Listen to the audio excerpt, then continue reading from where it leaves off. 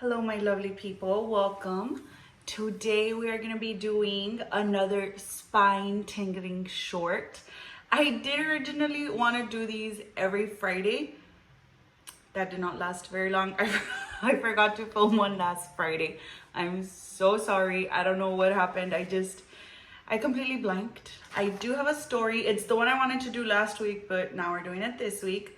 So, disclaimer, this is a scary story. If you don't want your kids to hear it, don't let them hear it. I don't know, just thought I would say that. Also, don't forget to subscribe if you want to hear these stories every Friday this month, excluding last Friday. But okay, I promise I will do them every Friday for the rest of the month. I promise. But let's get started. Let's get to it. So today we're going to be talking about Waverly Hills. I don't know, some of you might already know about it, some of you might not. It might be something new. But Waverly Hills was a sanatorium in Jefferson County, Kentucky. For those of you that do not know what a sanatorium is, basically it's like a hospital where they send people that are sick, like for long-term illnesses. In this case, in Louisville / Jefferson County, they had a tuberculosis outbreak. This happened in 1910. It was open in 1910 because, like I said, they had a tuberculosis outbreak. During these times, there was no vaccine. There was nothing people could do. So what they ended up doing is they started sending their family members to this sanatorium where supposedly they were meant to get better, right? That's what we all want. When somebody gets sick, we want them to get better. Eventually, it closed. It did end up closing in 1961, but this was after they had already come up with the tuberculosis vaccine. Sounds all so familiar to what we're going through now. But anyways, so this hospital was considered to be the most advanced hospital of its kind in the US at that time. And people really did think they were sending their families there to get better. But in reality, it was more of like an isolation hospital. Like they would send them there to isolate them, to keep them away from people that were not sick.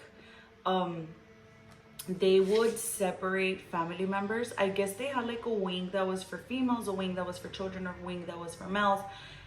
And let's say entire families would get sick, they would separate them. So the families, even if they were in this one hospital together, they were not together, like together. They would separate them and they wouldn't see each other. So that's pretty sad. I have to say that is pretty sad. Okay, the treatments. So these like amazing treatments, these super advanced treatments.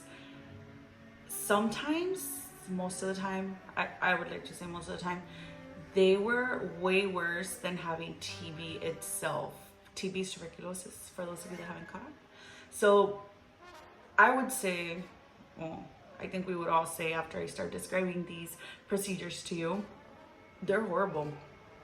So there was one procedure where the doctor would literally cut the patient open, cut him open, and expose his insides to sunlight or just UV light in general, because they believed that getting UV light or sunlight would help. So you having exposure to UV light would help the people get better.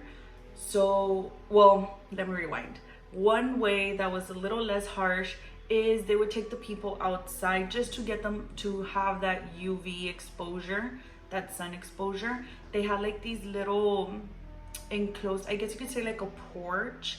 So they would take them out there, or sometimes they would even take them to the roof. The only thing that I think it's crazy, like for reals, they would take them out like no matter the weather, no matter the season. So like sometimes they would take these people out like in the freaking snow. Like that's crazy. So there was that way. And then other times, if they weren't able to completely take them out, they would just place them under like artificial UV lighting, and they would just like sit the people there, and they would have the UV light on them. And that's where it goes into the other one I was telling you about, where they would literally cut them open. I have to say, a lot of the patients would not survive this, obviously. Like that's crazy. Something else that they would do to the patients that I thought was so freaking crazy is they would like insert balloons into their lungs, like balloons. They would insert balloons into their lungs, and they would blow them up, supposedly to help the lungs get more air.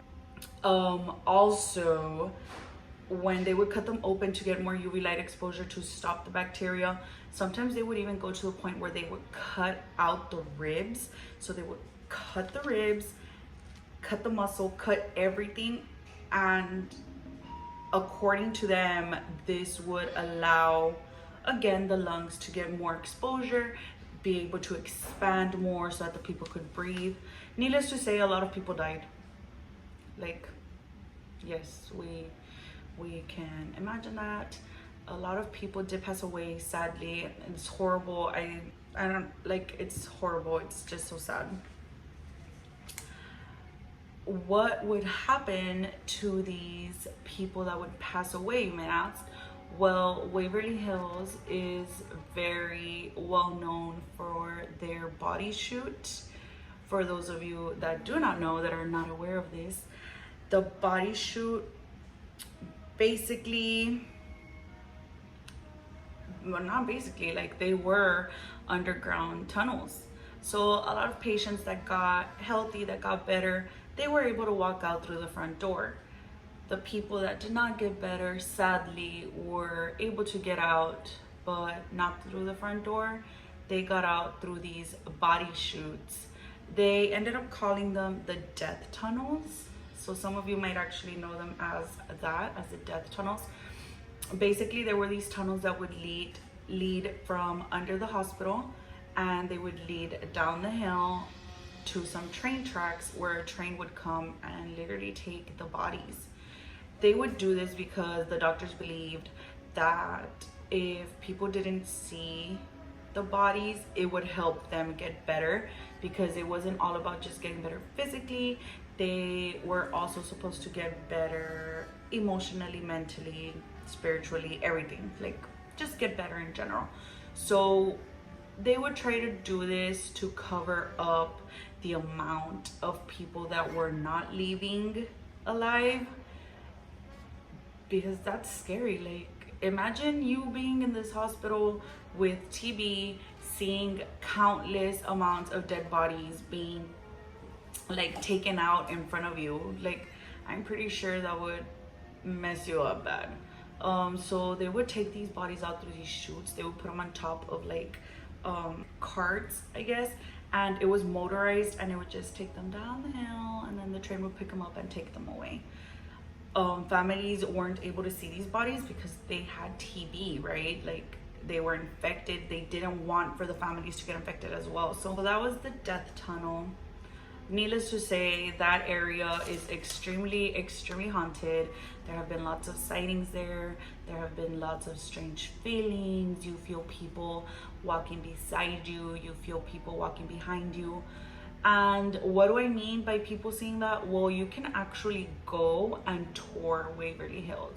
Like, you can pay to go in. But anyways, speaking of spirits, there are several spirits that have been seen or felt or heard, or even like little paranormal activity that happens throughout the sanatorium. It's closed down to the public. Like, people can't go in there just because they feel like it, but there are volunteers that go, especially for the tours, and there's people that do go just to like check like security and stuff like that, just to check that there's no kids that are in there. Like, just you know like, kids go to places because it's haunted, so they want to go see what's going on. So with all the deaths that have happened here, it's no surprise the amount of paranormal activity that is like reported, like all these happenings. One of the most famous stories, some of you might have heard of it, especially if you have heard of Waverly Hills, there was a nurse who hung herself in room 502. She hung herself there in 1928, and they honestly don't even know when they found her. Poor thing, she was probably there for a while before they found her, but it is said that she was pregnant at the time and she was not married. So controversy right there, because she's an unwed mother. So all of that started to get to her. She became very depressed and she ended up hanging herself. The story, it's a little bit, there's different accounts as to where. Some say that she hung herself from a light in the restroom. Others say that she hung herself from a pipe above the door. Others say that she hung herself from a light fixture, like in the room. So there's different accounts as to how she did it, but there is a story of a woman, a nurse, that did commit suicide by hanging herself in room 502. Obviously, there's people that say that they have seen her standing by the door. There's some pictures that people captured of her standing at the doorway of room 502. I'm getting chills just thinking about it because I'm in my house by myself in the dark. After her, 4 years later, I didn't really find that much information on this second nurse, but 4 years later, another nurse working in the exact same room, in room 502, jumped, like supposedly she jumped off the balcony. But after police came and investigated everything, they say that she was actually pushed. Like, she might have been pushed. The thing is, like who pushed her? Like, they don't think the patient pushed her. The patient was very sick. How is the patient gonna get out of the bed and push her? So they do think that she was pushed, but they don't know how she got pushed. I don't know, maybe she tripped. But this nurse has also been seen in that room a few times. Room 502, I don't know what's up with that room. It has like some bad vibes going up in there. Other sightings, there have also been sightings of a little girl that runs up and down the stairs, like to the 3rd floor. She likes to play tag, so you will see her running up and down the stairs. There's also the little boy that likes to play ball. Some people have seen him holding a leather ball and he wants to play ball with you, like just play with the kid, poor kid. So people have sighted this little boy before, or they have also seen the ball. Like, the ball will just like appear out of nowhere, or will roll into a room, will roll into a room. That's pretty scary. Like, I'm sure I would probably have a heart attack if I were to see that. There have also been sightings of a hearse, like a hearse. Apparently it will park in the back of the sanatorium, and I guess it's waiting for bodies. Like, people have said that they have seen a hearse parking in the back, and then it will just, before you know it, it will just disappear. They have seen it either, I guess, like waiting for bodies, but there have been people that have also said that they've seen it like leaving coffins. Like, they see a man like dropping off coffins. Obviously it is not a real man. Like, why would somebody be there dropping off coffins in a closed down sanatorium? Like, so that is very scary, very spooky. There has also been sightings of a doctor in a white coat, and he will just be like walking in the hallways. There's a lot of activity on the 3rd floor. That is where they have mostly seen the doctor, and he would just be walking down the halls. He'll go into the kitchen. People have said that they smell food, like if someone's cooking food when you walk by the kitchen. They have seen lights on, so like when they're doing like their security checks, walking around the hospital, the sanatorium, they have seen lights on inside the building. The building has no electricity, so why would a light be on? Like, bedroom lights on, not flashlights, like bedroom lights on inside the building. Other things, they've heard doors closing, your typical hauntings, doors closing, windows being slammed shut. They've heard people like footsteps above, on the floors above, next to them in the hallways. Like there have been several sightings, several noises, several hauntings.